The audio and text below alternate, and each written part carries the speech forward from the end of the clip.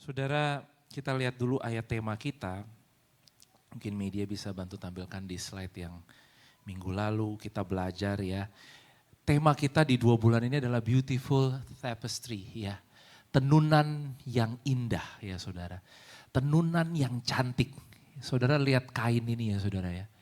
Kain ini gak dibikin oleh pabrik.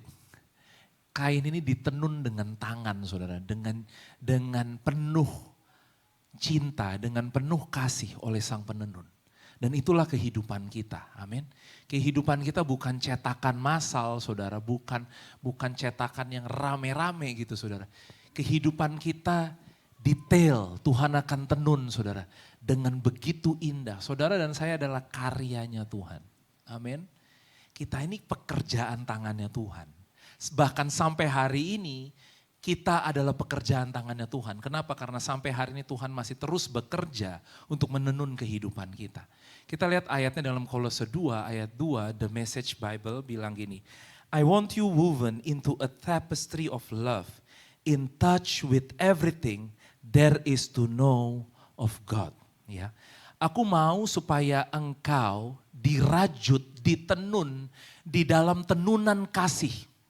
In touch with everything. Kita akan ketemu dengan banyak hal dalam kehidupan kita. Ya, kita nggak lari dari masalah kita nggak mengabaikan, kita nggak denial dengan keadaan kita. Kita hadapin semuanya, saudara. In touch with everything. Kenapa? Karena kita tahu bahwa semuanya itu tujuannya adalah membawa kita mengenal Tuhan. Semakin mengenal Tuhan, in touch with everything, there is to know of God. Tuhan akan bawa kita dalam perjalanan ini. Tapi gini saudara, kenapa kita perlu belajar ini? Penting banget belajar ini 2 bulan ini ya saudara ya. Kenapa? Karena gini, tenunan ini enggak kelihatan sama mata kita hari ini. Enggak kelihatan saudara. Apa yang Tuhan hari ini sedang kerjakan tidak kelihatan oleh mata kita hari ini. Amin. Saya aja kita lihat sebentar yuk. Yohanes 20 ayat 29. Ketika Tuhan Yesus ngomong sama Thomas, Yohanes 20 ayat 29. Kata Yesus kepadanya, karena engkau telah melihat aku maka engkau percaya. Berbahagialah mereka yang tidak melihat namun percaya. Jadi masuk di sini nih saudara, 2 bulan ini nih masuk di tema ini. Bukan karena yang kita lihat saudara. Tapi karena apa yang kita percaya. Gampang, orang kalau lihat percaya itu gampang. Saudara hari ini saya bilang ini mimbar, saudara percaya. Kenapa? Saudara udah lihat. Tapi kalau nggak ada mimbar, di sini nggak ada mimbar, tiba-tiba saya bilang ini mimbar. Susah nggak saudara? Nggak gampang, benar nggak? Ini warna biru dongker gitu kan. Saudara lihat dan percaya gampang. Tapi kalau saya tiba-tiba bilang ini warna merah. Merah. Wah, Pastor buta warna nih kayaknya nih. Benar gak saudara? Kenapa? Karena percaya yang kita gak bisa lihat itu gak gampang saudara. Nah tapestry ya tenunan yang Tuhan bikin buat kehidupan kita hari ini itu gak kelihatan mata masalahnya saudara. Sehingga Tuhan mau kita belajar percaya bahwa hari ini Tuhan sedang menenun kita every detail. Ya, tadi pagi saya khotbah di ibadah remaja saya bilang ini, kalian harus senang, suka dengan every detail of your life. Jangan kamu benci sama hidupmu, ya, ditutup-tutupin gitu. Aduh jidatku gak bagus nih, aku bikin poni gitu kan. Biar tutupin jidatku gitu kan. Saudara hari ini mata kita tuh Tuhan ciptain sempurna saudara, amin. Rambut kita sekalipun mungkin rambut saya gak lurus gitu ya, rambut saya keriting gitu ya. Tapi ini beautiful tapestry nih saudara, amin. Ini tenunan yang indah yang waduh. Indah deh pokoknya. Jadi kita mau berdamai dengan semua detail dalam kehidupan kita hari ini. Dan gak usah rasa insecure, gak usah rasa malu, gak usah kita umpet-umpetin di pojok. Saudara setiap cerita kehidupanmu hari ini, Tuhan sedang lakukan karyanya yang ajaib. Sedang membuat karyanya yang indah untuk setiap cerita yang hari ini terjadi dalam hidup kita. Yang baik maupun yang gak baik, yang kita suka maupun yang kita gak suka. Amin. Saudara, hari ini kita mau lihat sedikit cerita ya. Orang Israel beberapa waktu yang lalu, mereka itu merayakan hari Purim. Apa itu hari Purim? Hari di mana mereka itu tadinya mau dibunuh secara massal. Satu bangsa mau dihabiskan, saudara. Di zaman siapa? Di zaman Persia, di zaman Esther kalau saudara ingat ya. Itu Haman punya sebuah siasat, dia benci sama orang Israel. Ini sebenarnya sudah kayak kebencian yang keturunan, dari keturunan-keturunan gitu kan saudara. Dan apa yang dia lakukan, dia mau bunuh semua orang Israel. Tapi hari itu mereka mengalami kemerdekaan, mereka mengalami kebebasan. Yang seharusnya mereka semua mati secara massal saudara. Sehingga mereka merayakan hari itu sebagai hari Purim. Ya, same God. Tuhan yang sama, Tuhan yang mengerjakan pembebasan. Kita lihat beberapa waktu yang lalu juga ya saudara yang terjadi ya saudara. Kenapa? Karena Persia di sini saudara, itu hari ini Iran. Kemarin kan kita dengar berita, rame banget di berita gitu ya saudara ya. Jadi bangsa Israel hari itu seharusnya semua habis di situ saudara. Tapi Tuhan membangkitkan seorang wanita yang namanya Esther. Untuk apa? Menyelamatkan mereka. Dan sampai hari ini mereka rayakan pembebasan itu dengan hari Purim ya saudara. Beberapa waktu yang lalu mereka rayakan hari pembebasan itu ya karena saat itu mereka harus menghadapi pemusnahan melalui dekret yang diatur oleh Haman ya. Tapi dengan keberanian dan pemeliharaan Tuhan ya, maka dekret itu dibatalkan, digagalkan. Saudara, menariknya gini loh saudara. Esther adalah salah satu kitab di dalam Alkitab kita yang tidak ada menulis nama Tuhan di situ. Nggak ada tulisan kata Tuhan di situ. Tapi kita bisa melihat karya Tuhan yang nyata justru dalam ceritanya Esther. Esther itu sebenarnya hanya cerita ya tadi, cerita untuk menunjukkan kenapa bangsa Israel tuh merayakan hari Purim sampai hari ini gitu ya saudara ya. Nggak ada nama Tuhan disebutkan di situ. Kalau saudara baca bahasa aslinya pun nggak ada nama Tuhan disebutkan di situ. Tapi gini, orang bisa melihat pekerjaan Tuhan yang nyata di kitab itu. Saudara bayangin, makanya beautiful tapestry. Kenapa gitu ya? Gini, ini wanita, lahirlah seorang wanita di Persia nih, orang keturunan Yahudi gitu ya. Dan dia harus hidup di Persia hari itu. Artinya hidup sebagai buangan saudara, bukan tanahnya dia.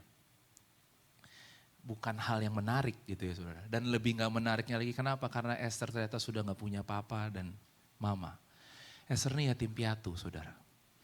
Dan ada saudaranya dia yang kenal sama dia dan udah sini sama aku aja. Namanya adalah Mordekai.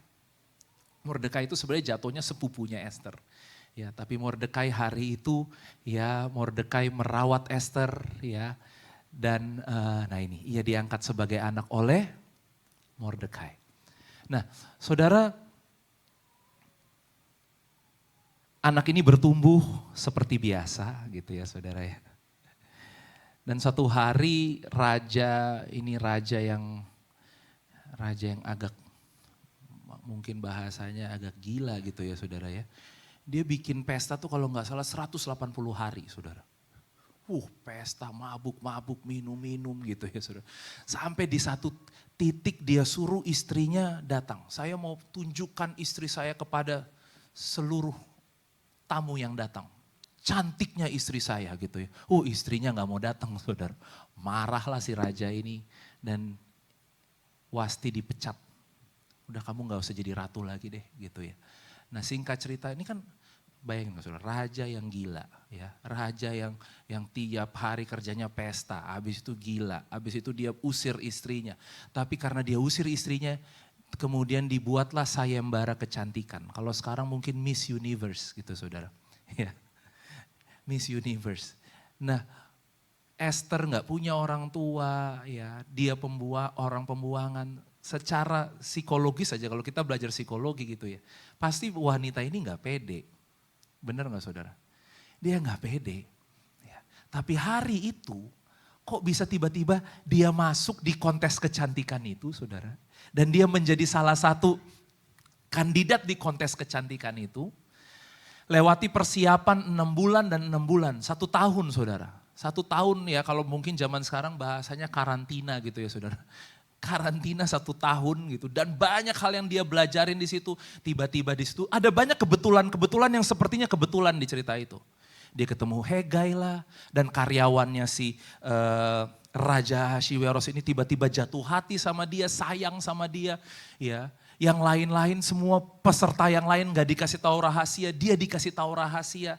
Ya, dia sering diajak ngobrol sama orangnya raja ini gitu ya saudara. Kelihatannya kebetulan. Dan yang lebih kebetulan nah ini menimbulkan kasih sayangnya. Banyak loh saudara nanti kalau baca di Esther banyak kata-kata menimbulkan kasih sayang. Gini, ini kita belajar beberapa bulan yang lalu. Ini gak bisa dijelasin saudara. Ini namanya kasih karunia. Ketika orang lihat saudara dan mereka gak bisa jelasin tapi bilang gini, tapi kok aku kayaknya punya kasih sayang ya sama kamu ya. Itu namanya kasih karunia. Esther ini gak bisa dijelasin saudara. Dan karena banyak favor tadi, banyak kasih sayang tadi. Singkat cerita Esther menang saudara. Ratu kecantikan, lewati karantina, kemudian dia menang, dia jadi ratu. Tapi ya karena namanya kerajaan ya saudara ya nggak tahu hari itu seperti apa sistemnya. Bahkan dia aja ratu jarang ketemu sama rajanya, ya jarang dipanggil sama rajanya gitu kan saudara. Sehingga hari itu ya tiba-tiba ada mufakat jahat dari Haman. Haman mau bunuh semua orang Yahudi hari itu. Dan Mordekai tahu rahasia, tahu mufakat itu. Ya dia kirim utusan suruh ngomong sama Esther, you have to do something, kamu harus lakukan sesuatu. Coba kita lihat sebentar di dalam Esther 4 ayat 14. Esther 4 ayat 14. Kamu harus lakukan sesuatu Esther. Kamu gak bisa diem aja. Ya. Karena keselamatan bisa datang dari bangsa lain. Sebab sekalipun engkau pada saat ini berdiam diri saja, bagi orang Yahudi akan timbul juga pertolongan dan kelepasan dari pihak lain. Dan engkau dengan kaum keluargamu akan binasa. Ini kita baca sama-sama. Siapa tahu, mungkin justru untuk saat yang seperti ini, engkau beroleh kedudukan sebagai ratu. Wow, siapa tahu. Saudara ngomong siapa tahu ini, kira-kira hari itu udah tahu ceritanya belum? Belum tahu. Boleh bilang sama kiri kananmu, siapa tahu. Sekalipun hari ini kita belum ngerti ceritanya semua. Kita senang kalau tahu cerita mujizatnya. Kapan Tuhan buat mujizat, kapan Tuhan berkati kita, kapan Tuhan kasih terobosan, senang saudara. Tapi hari ini ketika kita belum tahu semuanya, kira-kira enak gak? Tapi bilang aja sama kiri kananmu, siapa tahu. Memang untuk saat yang seperti ini, engkau beroleh kedudukan seperti yang engkau alami hari ini. Dalam ketidakmengertian, dalam ketidaktahuan. Tapi singkat cerita kita bisa lihat ceritanya akhirnya. Mufakat ini diputar balik saudara. Dan akhirnya hukuman itu buat Haman dan keluarganya dan bukan orang Yahudi. Dan Esther bisa menyelamatkan bangsanya hari itu. Saudara bayangin gak? Satu bangsa, sejarah satu bangsa. Gak pernah dipikirkan ternyata bergantung dengan seorang perempuan cantik yang namanya Esther. Seorang ratu kecantikan. Ratu kecantikan saudara. Dia mungkin waktu dia beranjak dewasa ya, dia hanya bilang, ya aku kan wanita biasa seperti yang lain-lain ya. Hari ini saudara mungkin juga katakan hal yang sama, ya aku kan bapak yang biasa, ayah yang biasa, ibu rumah tangga yang biasa, karyawan yang biasa. Tapi gini, kita gak pernah tahu the whole story, seluruh ceritanya saudara. Esther gak pernah tahu seluruh ceritanya. Tadi saya katakan, bahkan even nama Tuhan tidak ada ditulis di kitab itu. Tapi kita bisa lihat semua adalah tapestry, semua adalah tenunannya Tuhan yang Tuhan kerjakan. Benang demi benang gitu ya saudara. Tuhan tenun semuanya dengan sangat indah. Sampai di momen tadi, siapa tahu Hari itu karena Esther bilang sama Mordekai, ini taruhannya nyawaku. Masalahnya ini bukan kayak suami istri di rumah kayak kita yang kita bisa panggil suami kita, istri kita kapan aja. Ini raja saudara, ya dia aja berbulan-bulan gak dipanggil sama suaminya. Jadi kalau hari itu tiba-tiba dia nongol dan suaminya gak kasih tongkat kerajaannya, mati, dia harus dibunuh mati saudara. Tapi ketika Esther hari itu muncul, tiba-tiba raja angkat tongkatnya dan bilang, saya mau ketemu istri saya. Saudara, semua yang detail-detail, yang kecil-kecil, kelihatannya aduh, Tuhan di mana sih? Kok Tuhan bisa izinkan orang yang jahat kayak Haman ya, gitu misal. Mungkin pikiran manusia kita seperti itu gitu saudara. Pikirannya Mordekai hari itu ya. Pikirannya semua bangsa Israel hari itu kita mau mati. Saudara masalahnya aturannya udah keluar loh. Tinggal dilaksanakan saja, tinggal dieksekusi. Raja udah kasih cincinnya sama Haman. Dan aturannya sudah dibuat, sudah dikasih kalau misalnya Indonesia nih. Udah disebarin beritanya. Ke Aceh, ke Medan, ke Padang gitu ya saudara. Ke Sulawesi, ke Papua. Udah tinggal lakukan saja, bangsa Israel mati. Yahudi, orang Yahudi, semua keturunan Yahudi mati. Tapi bisa lihat, dalam beberapa waktu Tuhan ubah sejarah dengan seorang wanita yang menganggap dirinya, ya aku kan wanita biasa. Saudara hari ini, apa yang kita mau belajar gini? Tuhan selalu ada di balik layar, bekerja untuk kehidupan saudara dan saya. Dan dia terus menerus bekerja untuk kehidupanmu. Ada beberapa contoh lain dalam Alkitab yang kita akan lihat ya saudara. Saudara ingat cerita Abraham? Abraham itu disuruh persembahin anaknya yang dia udah tunggu 100 tahun lebih saudara. Ya. Saudara bisa bayangin jadi Sarah? Waduh. Di usia tua melahirkan anak. Tiba-tiba anaknya mau dikorbanin, makanya Abraham gak pakai diskusi, gak ada ayatnya bilang Abraham diskusi sama Sarah saudara. Dapat perintah pagi-pagi benar dia bawa anak itu. Kalau mungkin dia nanya Sarah, Sarah akan bilang gini, wah Bam pikirin dulu deh, coba kamu pikir deh Bram. Yakin gitu kan. Tapi enggak, dikatakan pagi-pagi benar Abraham ambil anaknya. Dan dia naik ke atas gunung. 3 hari perjalanan saudara. Saudara bisa bayangin 3 hari itu apa yang ada di perasaan Abraham. Hari itu gak ada handphone loh. Dia gak bisa curhat sama Sarah di rumah. Aduh, tahu kan saudara rasanya jadi Abraham 3 hari jalan. Dan dia tahu anaknya ini bakalan mati. Dan matinya bukan karena sakit, bukan karena keadaan. Mati di tangannya sendiri. Dia yang akan bunuh anak ini. Dia yang akan korbankan anak ini. Jalan itu waduh seperti apa. Dan dikatakan Alkitab pada hari ketiga ketika dia lihat tempat itu dari jauh. Dia bilang sama hamba-hambanya, tunggu kalian di sini. Kami mau sembahyang. We go worship. Saudara itu kata worship pertama kali di situ. Bukan nyanyi, Abraham gak nyanyi. Abraham mau persembahin anak di atas gunung saudara. Ya, dan dia bilang gini, sesudah itu kami kembali kepadamu. Katanya apa saudara? Kami. Kan dia tahu yang balik gak kami. Yang balik aku, benar gak saudara? Kan anaknya mau mati di atas gunung, tapi dia ngomong kayak gitu. Gak lama kemudian dia naik lagi ke atas gunung, gantian anaknya yang nanya. Anaknya bilang gini, Pak udah ada semuanya nih, sekarang korbannya mana? Dan papanya bilang gini, Tuhan yang akan menyediakan korban untuknya anakku. Saudara hari ini saya mau berbicara buat kita semua. Mungkin hari ini kita dalam penantian. Dalam 3 hari penantian seperti Abraham. Dalam perjalanan yang kita gak tahu aku di mana sih. Aku lagi kemana sih. Tapi saudara biarlah kita lakukan hal ini. Seperti tadi Abraham berkata. Terus melangkah dan berkatalah dalam imanmu. Berkatalah kepada jiwamu dan katakan gini. Tuhan yang akan menyediakan. Boleh yuk sama-sama yuk. Dalam perjalananmu hari ini kita sama-sama mau katakan apa? Tuhan yang akan menyediakan. Amin. Allah yang akan menyediakan. Dia jalan terus. Dan sampai di atas saudara, kita tahu ceritanya ada anak domba yang tersangkut di semak-semak. Dan di situ Tuhan tunjukkan korban pengganti. Nah, Ini kan cerita yang kita sering renungin ya saudara. Artinya gini, Abraham naik dari sisi ini. Si domba itu gak bisa tiba-tiba ada di atas gunung. Benar gak saudara? Benar gak? Berarti dia naik juga dong domba ini. Sendirian lagi, gak sama teman-temannya. Benar gak? Kok tersesat bisa sampai naik ke atas gunung? Cuma dia naik dari sisi yang lain. Kelihatan gak sama Abraham hari itu? Gak kelihatan. Di atas gunung baru ketemu.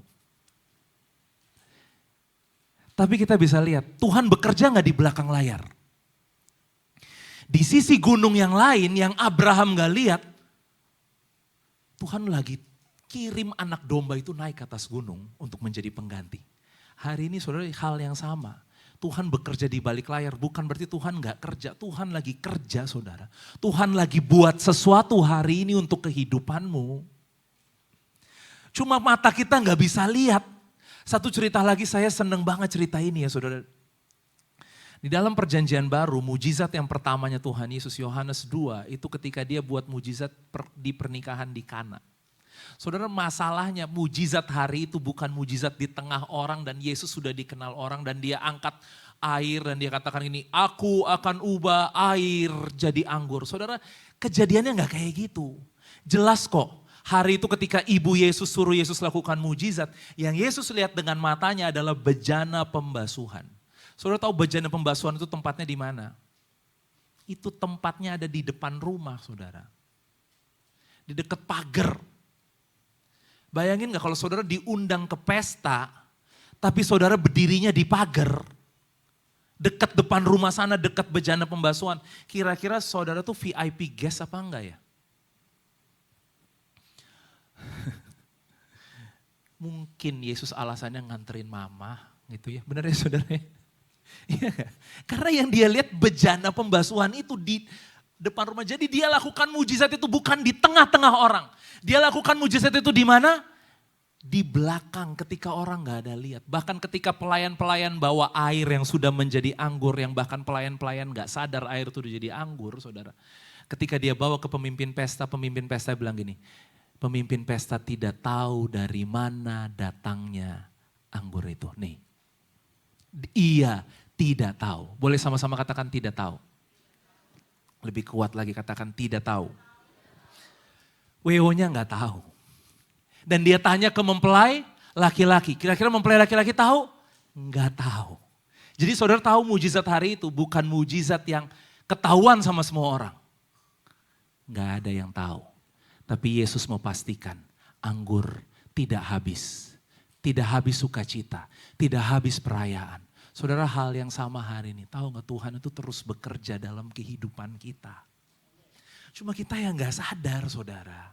Kita gak sadar dia tuh terus bekerja. Saya bawa kita renungin ayat ini yuk sama-sama Roma 8 ayat 28. Boleh media bantu tampilkan yang The Passion Translation-nya ya. Ayat 28 bahasa Indonesia dulu. Kita tahu sekarang bahwa Allah turut bekerja dalam segala sesuatu untuk mendatangkan kebaikan bagi mereka yang mengasihi dia. Yaitu bagi mereka yang terpanggil sesuai dengan rencana Allah. Kita tahu sekarang, saudara harus tahu nih, tahu.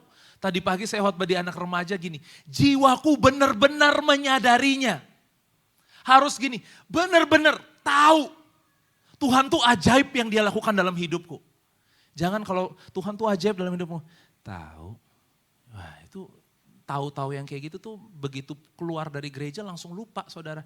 Iya tahu, iya tahu. Coba bilang sama kiri kanannya, Tuhan baik gitu misalnya. Nah, lihat deh responnya gimana. Kalau dia responnya gini, iya. Itu nanti pulang dari gereja, udah. Dia akan tanya, Tuhan baik gak sih gitu ya.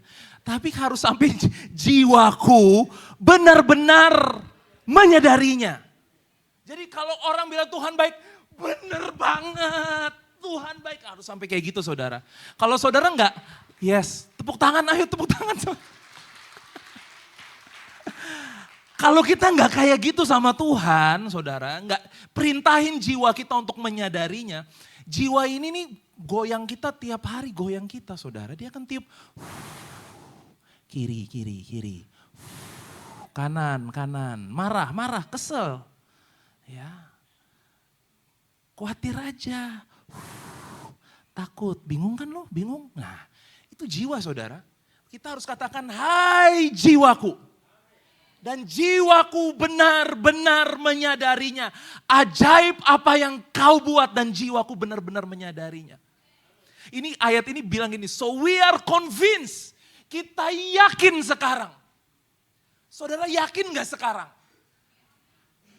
Kalau bahasa Indonesia kita katakan kita tahu sekarang, tapi bukan hanya tahu, not just knowing, saudara. Bukan hanya, iya tahu. Nggak gitu, saudara. Convince, diyakinkan, saudara benar-benar yakin. Yakin apa? That every detail of our lives, setiap detail kehidupanmu, continually woven together. Terus menerus dirajut, ditenun sama Tuhan untuk kebaikanmu. Jadi Tuhan gak berhenti kerja saudara.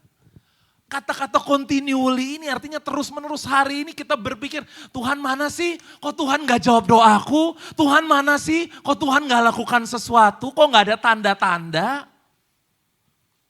Saudara, kebenarannya hari ini Tuhan hanya mau kita convince bahwa every detail itu terus menerus Tuhan sedang mengerjakan kebaikan. Woven together. Tuhan lagi tenun kita. Kita ini tapestry-nya Tuhan, saudara. Kita ini tenunannya Tuhan.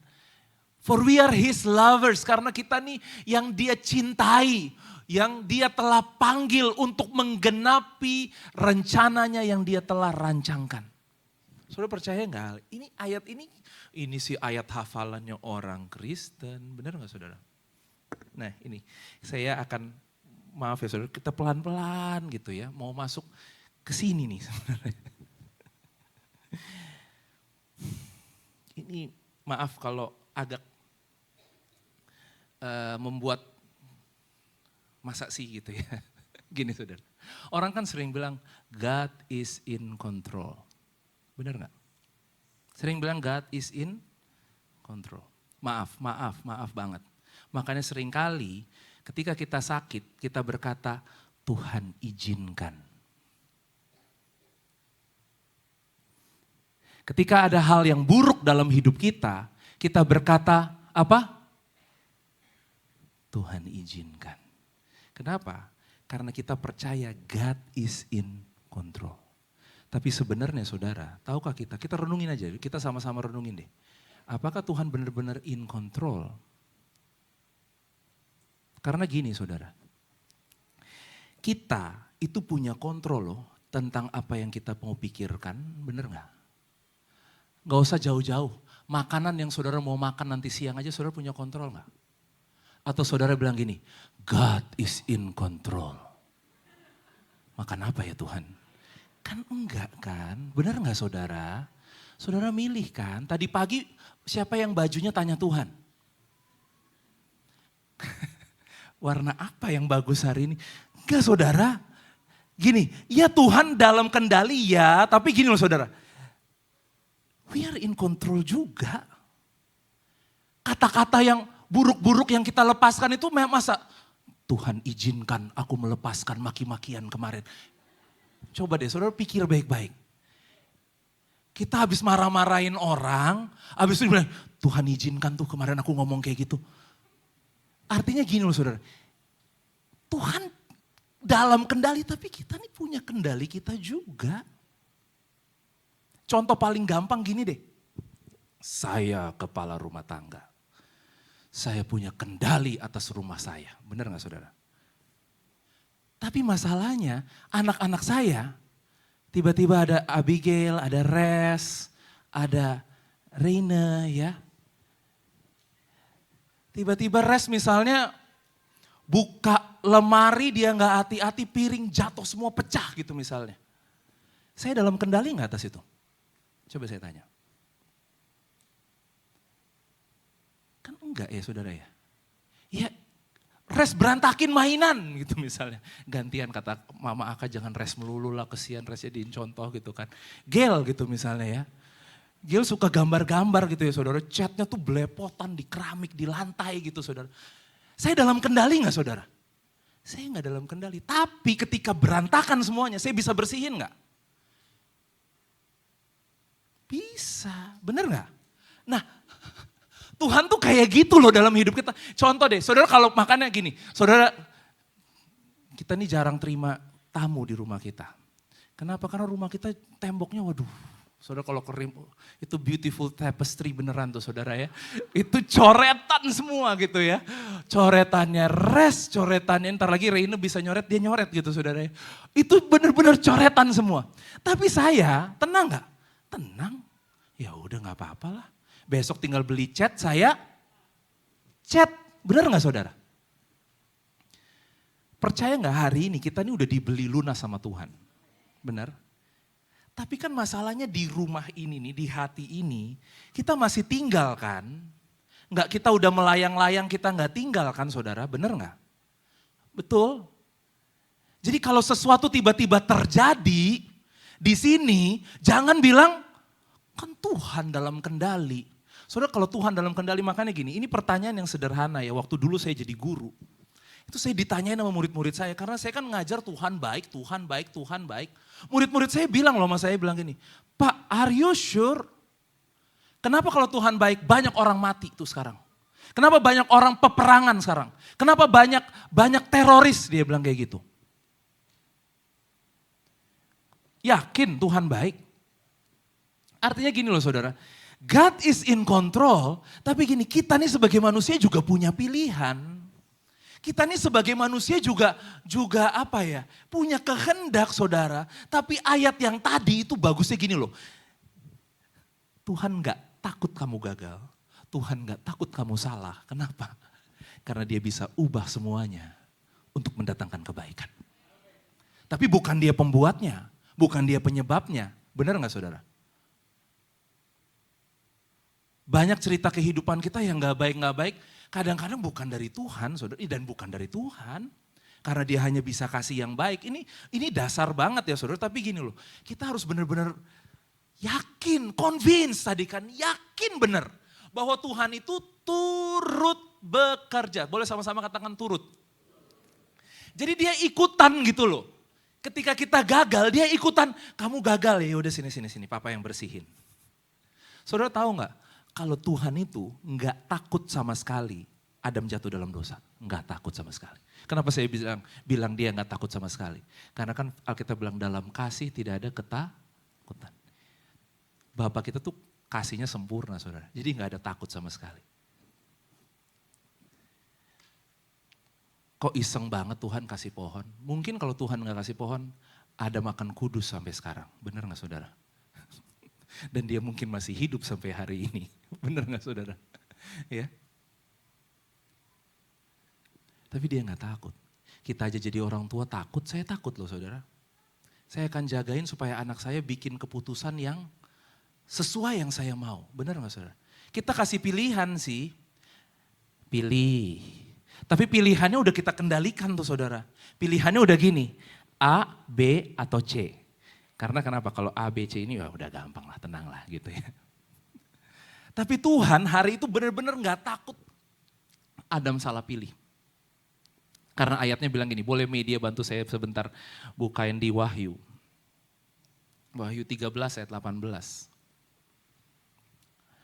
Ini tapestry-nya Tuhan nih kayak gini saudara, tenunannya Tuhan kayak gini nih. Wahyu 13 ayat 18.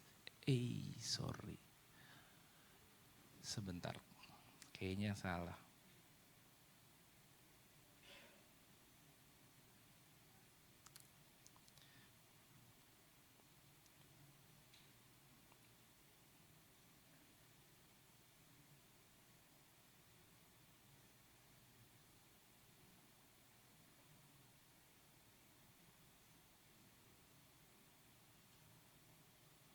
Tiga belas ayat 8. 13 ayat 8. Bukan 18. Oke. Dan semua orang yang diam di atas bumi akan menyembahnya, itu setiap orang yang namanya tidak tertulis sejak dunia dijadikan di dalam kitab kehidupan dari anak domba yang telah disembelih. Boleh media tampilkan bahasa Inggrisnya? In the book of life of the lamb yang tadi kita nyanyi ini. Slain from the foundation of the world. Anak domba yang sudah disembelih dari sebelum dasar dunia ini diletakkan. Artinya gini, Yesus disalib itu bukan yang kita tahu dia di atas kayu salib itu. Sebelum dunia ini dijadikan, sebelum Tuhan buat Adam, Yesus sudah jadi rencana sempurna untuk apa saudara? Penebusan. Dia anak domba, makanya anak domba ini gak lagi ngomong Tuhan galak, Tuhan marah. Saudara lihat deh di kitab Wahyu. Saudara akan suka baca kitab Wahyu ketika saudara lihat yang duduk di atas tahta itu adalah lamb. Kenapa? Karena itu berbicara pendamaian, berbicara penebusan, berbicara pengampunan. Saudara, orang kan banyak ya bingung-bingung ya saudara hari ini ya. Oh, pengendara kuda, ini udah pengendara yang keberapa nih? Saudara, dan pikir pengendara itu si inilah, si itulah, si setan lah gitu ya. Saudara baca benar-benar di situ dibilang pengendara kuda itu keluar dari tahta Allah. Coba yang keluar dari tahta Allah itu siapa? Berarti yang naik kuda itu siapa? Yesus. Masa keluar dari tahta Allah setan? Coba pikirin baik-baik deh. Karena kan kita hari ini dengar yang takut-takut gitu kan. Dan bilang memang Tuhan tadi ya. Ini dalam kendalinya Tuhan. Saudara hari ini dunia ini kabar kebenarannya. Dunia ini diberikan buat saudara loh. Yes. Makanya Tuhan ketika dia jadikan manusia berkuasalah. Ya. Rule over ya. Have dominion atas bumi ini. Bumi ini udah di tangan kita. Cuma kan kadang-kadang kita nih ketika kita jadi pengelola, kita bukan jadi pengelola yang baik. Benar gak saudara? Tapi tadi God is in control. Tapi kita juga in control. Tapi kabar baiknya tadi Roma 8:28 itu. Tuhan akan ubah semua gini. Dalam hidup ini kita punya pilihan-pilihan jelek. Punya kesalahan-kesalahan. Kegagalan-kegagalan. Tapi saya mau bilang ini saudara. That's not the end of your story. Itu bukan akhir ceritamu. Kenapa? Karena Tuhan continually woven together. Kita ini emang kadang-kadang ya saudara ya. Kita punya kegagalan, kita lempar. Nih Tuhan, benang warna hijau. Nih Tuhan, benang warna merah. Nih Tuhan, benang warna kuning gitu. Kan gak selamanya bagus-bagus tuh saudara. Ada kesalahan kita, kegagalan kita, kebodohan kita. Ya. Tapi kan kita kasih semua dan gini. Tahu gak saudara bahwa Tuhan ubah semua itu buat kebaikan kita. Tuhan tenun semua itu buat kebaikan kita. Makanya hari ini kita percaya bahwa in touch with everything. Dalam kita berhubungan dalam semuanya dalam hidup ini.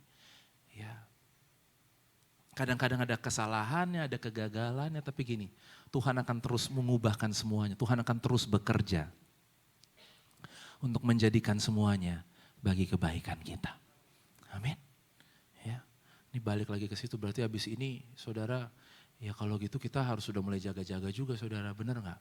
Ya, jaga apa yang keluar dari mulut kita, jaga apa yang masuk ke mulut kita, benar nggak? Karena kalau gitu, waduh. Kita juga dalam kendali. Ya.